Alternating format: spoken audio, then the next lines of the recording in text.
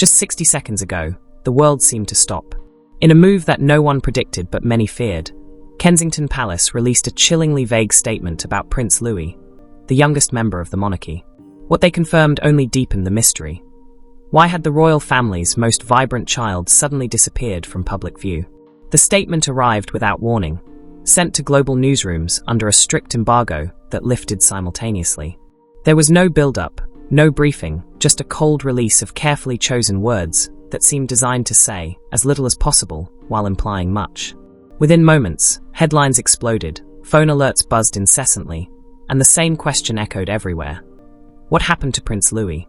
The language of the statement phrases like ongoing emotional development, temporary withdrawal, and supportive measures felt clinical, almost corporate, the kind of wording used when the truth is too sensitive to reveal. To seasoned royal watchers, it was clear this was not about a routine holiday or staying home from school. This was containment. For months, his absence had become impossible to ignore. One event passed, then another more than 10 major royal appearances went by without the youngest prince in sight. Ceremonies that traditionally demanded a complete family tableau now felt conspicuously incomplete. His siblings were present as expected. His parents smiled where required. But the space where Louis should have been remained empty, unexplained, and increasingly unsettling. Recent family photographs only heightened the sense of absence. The carefully curated images released to the public only intensified the unease. They depicted warmth and unity, yet something essential was missing: no candid glimpses, no background presence, no trace at all. It was as if Prince Louis had been deliberately erased from the frame. Even before the palace spoke, speculation had already ignited. Social media dissected timelines, compared dates, replayed old footage, and highlighted what official channels refused to address. Hashtags trended not out of malice, but concern. People were searching not for scandal, but for a child. This is what made the palace's statement so unsettling. It did not calm the storm, it confirmed it. This was no ordinary retreat from public life, no gentle pause, no parenting choice explained with warmth or clarity. The monarchy was acknowledging absence without offering truth, inviting trust without earning it. Behind the carefully controlled language lurked a darker implication. Decisions like this are not made lightly within the royal machine. Removing a child from public view is not a footnote, it is a last resort. A response to something that could no longer be managed, hidden, or delayed. The palace had finally spoken, but in doing so, it exposed the depth of its silence. And if this was the version prepared for the world, it begged a more frightening question. What was left unsaid? To understand the weight behind this chilling silence, we must go back to when the cracks first began to show, long before anyone dared to ask. Where is Prince Louis? The youngest prince once captured hearts with his laughter, but footage now re-examined paints a darker picture. Long before his disappearance, subtle signs were already visible. His joy, once infectious, became rehearsed. His presence, once spontaneous, grew stiff, almost strategic. During what should have been a routine royal tradition, the balcony appearance that millions witnessed now reads like a silent warning in retrospect.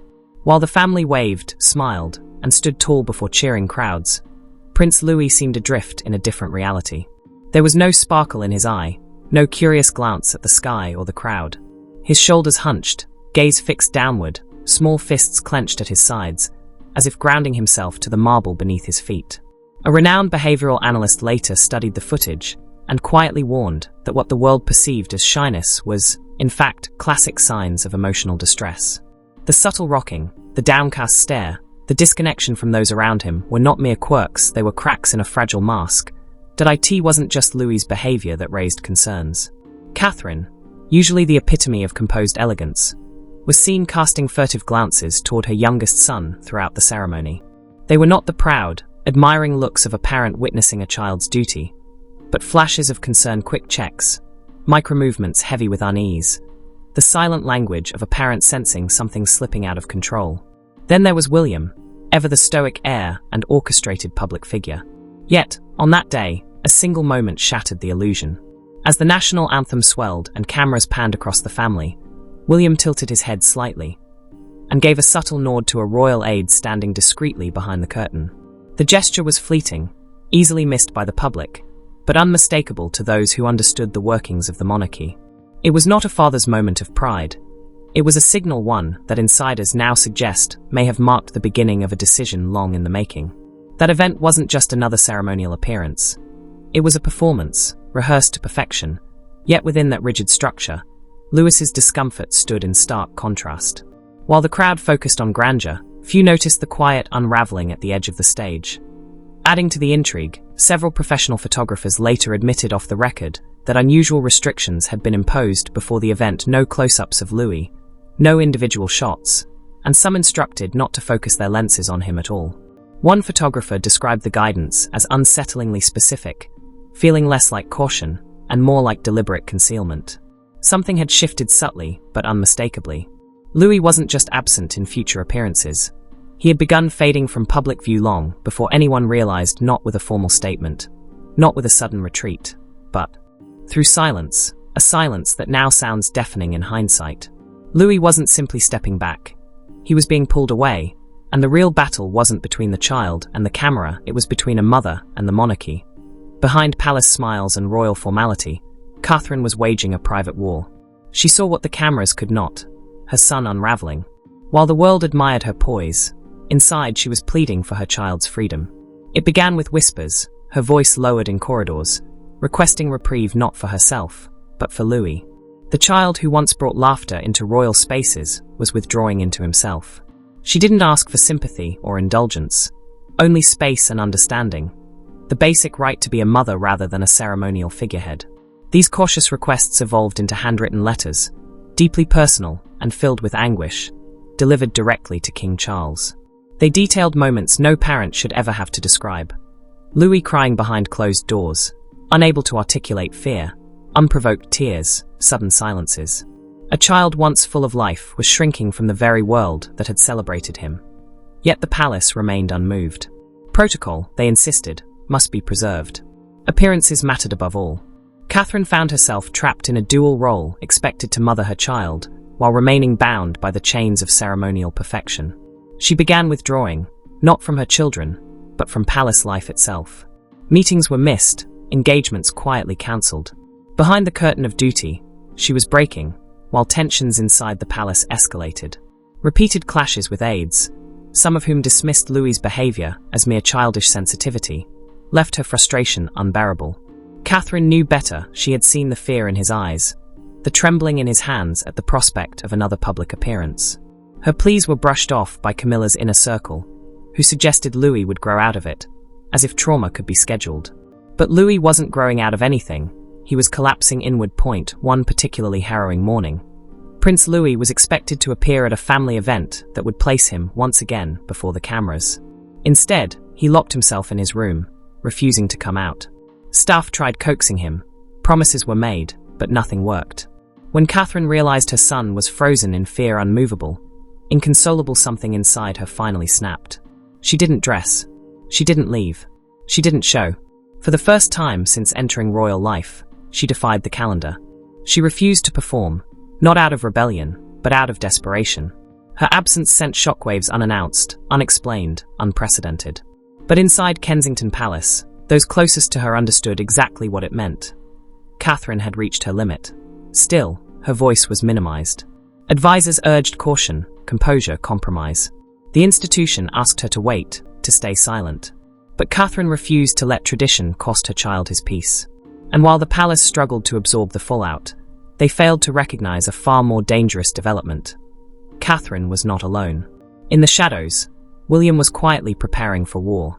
Known for upholding duty above all else, he now stepped forward as a father, not an heir. What unfolded inside Clarence House was nothing short of a royal eruption. The meeting had never been scheduled. It was arranged in whispers, behind closed doors, with only a handful aware of what was about to transpire. Inside Clarence House, King Charles sat flanked by Queen Camilla, expressions carefully composed, but the air was thick with tension. William arrived carrying a slim folder, discreet yet heavy with consequences. Within it were truths the palace had tried to minimize. Catherine's handwritten letters, raw with emotion, psychological observations from behind nursery doors, and most damning of all, a confidential warning from a private physician urging the immediate removal of Prince Louis from public engagements. This was not speculation or maternal instinct, it was medical fact. William opened the meeting with restraint, laying out concerns methodically, voice low but firm, describing Louis's regression, Catherine's mounting pressure, and the inexplicable refusal of senior aides to act. When Camilla interrupted, dismissing Louis's symptoms as mere childhood sensitivity, William snapped. In a flash of fury unlike anything seen in those walls since the Diana years, he slammed the folder shut. The sound cut through the room like a warning shot. Then, with no hesitation, he declared words that would ripple through royal history. "He's not your puppet." Silence followed, heavy and stunned. King Charles attempted compromise, deflection, anything to dull the tension, but William was not negotiating. With a trembling hand, he revealed an internal memo intercepted from Camilla's communications team, proposing a media strategy to include Louis in an upcoming royal event, not for tradition, not for duty, but to soften the crown's public image through generational warmth. A strategy weaponizing a child. The room turned icy. The heir to the throne, known for diplomacy, dropped all pretense, accusing the institution of using his son as a pawn. He laid bare the reality. Louis's well-being had been sacrificed for headlines. William didn't shout or plead. His voice was cold, resolute, terrifying in its clarity. Then came the ultimatum. Either Louis was removed from all public appearances indefinitely, or William and Catherine would reconsider their participation in royal duties altogether. Not a resignation, not a threat, but a non-negotiable boundary protecting a child from the machinery of tradition. Rebellion, a boundary sharp, final, and wholly uncharacteristic of the man the monarchy had always relied on to comply. This wasn't mere defiance, it was a fracture. The heir was no longer just a prince groomed for the crown. He was a father, one who had drawn a line the institution never imagined he would dare to cross. That threat wasn't idle, it became the spark that ignited a fire no one could contain, especially when a medical report surfaced that the palace had hoped would remain hidden. The document, sealed and quiet, carried thunderous consequences. It contained a confidential diagnosis, not only of a child, but of a system on the brink of collapse. The truth about Prince Louis's condition was no longer speculative. It was undeniable and devastating. Commissioned in secret after Catherine, alarmed by Louis's rapid emotional shifts and unexplained behavior, bypassed the royal household's medical advisors, the report came from a private neurological specialist, free from politics, optics, and spin. Louis wasn't just overwhelmed, he was at risk. The assessment revealed signs of a rare neurological sensitivity linked to anxiety-induced sensory overload. Crowds, flashing lights, noise, sudden movements, all triggers within the intense structure of royal life. These triggers weren't occasional, they were constant. According to the specialist, continued public exposure wasn't just inadvisable, it was harmful. Left unchecked, it could cause lasting psychological damage, deep-rooted trauma, a life shaped by pain rather than privilege. Catherine absorbed the weight of the findings, but palace action did not follow. The file, once in royal hands, was rerouted not to those responsible for Louis's well-being, but to the communications team, whose task was managing perception, not protection. Meetings debated language. A suffering child became a public relations problem. Days turned into weeks, and Louis's symptoms escalated. He stopped engaging with tutors, refused to speak during family meals. The mischievous spark that once defined him was fading, while the palace hesitated. Then a second copy of the report was sent directly to Catherine, marked private. Alone in her Kensington quarters, she read it repeatedly, sitting in silence for hours. When she finally broke down, it was not just grief, it was fury. Fury that warnings had been ignored, that medical evidence had been treated as political inconvenience, that her son's suffering had been buried beneath the crown's relentless need for composure. From that moment, Catherine withdrew completely. She cancelled appearances without warning, stopped returning calls from senior aides, and went entirely silent not as rebellion, but survival. Yet as the crown stalled for damage control, someone else had already acted, and their betrayal would fracture the palace from within. Whispers became headlines. The palace's most sensitive secret had leaked. The betrayal was not accidental, it was targeted. It began with a subtle line in a mid-tier gossip column. A senior royal may be facing unseen challenges with their youngest child. No names, no dates, but within palace circles, the implications were immediate and chilling. The timing aligned precisely with private meetings held just days prior, where only a few individuals had discussed Louis, his medical file, and the palace's plan for silence. Within a week, leaks grew bolder. Hints of behavioral specialists, private diagnoses, Emotional breakdowns, all details only someone on the inside could know. It became clear. This was coordinated, deliberate, and weaponized. Attention turned toward Camila's team, notorious within palace walls for ruthless media tactics. Known for cultivating press relationships with quiet intensity, her communications circle operated with near-military precision, and now had access to narratives no outsider should have seen. Whispers swirled. Allegations surged behind closed doors. Documents viewed without clearance, confidential notes resurfacing in headlines. At the center of it all, Camila's press machine hummed. Catherine, already reeling from private battles, had reached her threshold. In a private confrontation, she met Camila not as a duchess, not as a daughter-in-law, but as a mother. Her words, though quiet, cut through every layer of civility. "You've gone too far this time." It wasn't a plea, it was a warning. Witnesses described the tension in that room as unlike anything they had seen in decades. What followed confirmed everyone's worst fears. Days later, Camila's press secretary abruptly resigned. No farewell, no statement, simply gone, vanished from the royal apparatus as quickly as the leaks had begun. Officially, it was labeled a strategic shift. Unofficially, it was damage control at its most desperate. William acted swiftly. He revoked access from several aides suspected of leaking information. Kensington Palace went dark. Meetings were moved off-site, briefings stripped to essentials. A security review was launched, not to guard against outside threats, but against the rot within. This wasn't just a violation of trust, it was sabotage aimed straight at the softest part of the crown. Yet beneath the panic and tightened protocols, something else stirred. While the palace focused on leaks and suspects, they overlooked the one place where truth had remained hidden, forgotten, waiting to be found. What surfaced next was unexpected. A forgotten journal, dusty and buried, written by the person who knew Louis better than anyone outside his family. Tucked in an old suitcase, the truth whispered through pages never meant to be found.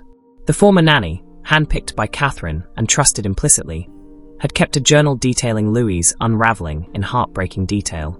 It was never meant for history raw, unfiltered, the truth spoken into private pages when no one else would listen. From the earliest entries, the tone was unsettling. She wrote of Louis recoiling from his matching royal outfits, calling them statue clothes and asking if he could wear something that doesn't make me disappear. She described moments when he hid beneath his bed, whispering that he didn't want to be a little soldier. These weren't tantrums. They were fragments of fear emerging from a world too loud, too scripted, too public for a boy barely old enough to understand expectations. The nanny's account detailed a steady decline in his emotional resilience, flinching at door knocks, avoiding mirrors, refusing to walk palace corridors alone. Most chilling were entries about late-night visits from an unnamed senior royal. Cold, authoritative, arriving without warning. Louis, she wrote, would cry afterward, muttering, "I don't want to be fixed. I want to disappear." The implications were horrifying, yet no one dared speak. She recounted long evenings spent with Catherine, two women bonded by helplessness rather than title. Together, they cried, confided, and tried in vain to comfort the child they both feared was slipping away. Catherine, the journal noted, often paced until dawn, scribbling unsent letters, whispering apologies through locked doors. One entry described a night Louis simply stopped speaking, sitting by a window for hours, unmoving and expressionless. The nanny wrote, that night, it felt like something inside him closed forever. The final entry was the shortest, hastily scribbled, ink smudged and desperate. "He's safer in silence. I'm done." And with that, the journal ended. When news of its discovery reached the palace, panic erupted. An immediate internal investigation was launched. But the damage had already been done. Portions of the journal had reached royal insiders.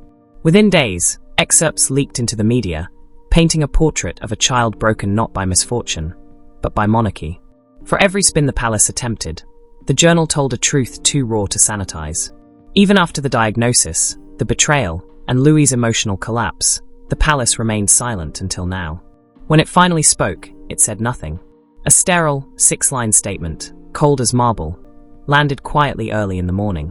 Labeled a clarification, delivered via email rather than press conference, it mentioned Prince Louis, by name only once, buried halfway through the paragraph. The phrase, temporary adjustment to support emotional wellness, was repeated like a protective mantra, but it revealed nothing of the struggle, nothing of the boy who had vanished from public life before the world could even ask why.to the uninformed. It sounded noble, carrying even. But royal analysts, crisis managers, and long-time observers recognized the oldest trick in the book. Speak in shadows, not light. The statement offered no diagnosis, no timeline, no next steps avoiding the question entirely. It was not an answer. It was containment wrapped in empathetic language, an obituary for transparency. Immediately, reactions split the nation and the world. Some praised William and Catherine for protecting their child, arguing privacy was the nobler path. Others were outraged, demanding accountability, desperate to know why a child born into the world's most public family had become a ghost. Inside the palace, the silence from William and Catherine was deafening. They said nothing, released no statements, appeared nowhere. For the first time in years, the couple known for carefully choreographed visibility chose total invisibility. And that silence, in its own way, spoke louder than any official narrative. The family unit began to show cracks. Rumors of division, frustration, and competing views on how much the public deserved to know began circulating. Insiders whispered of strained dinners, quiet arguments, and unreturned calls.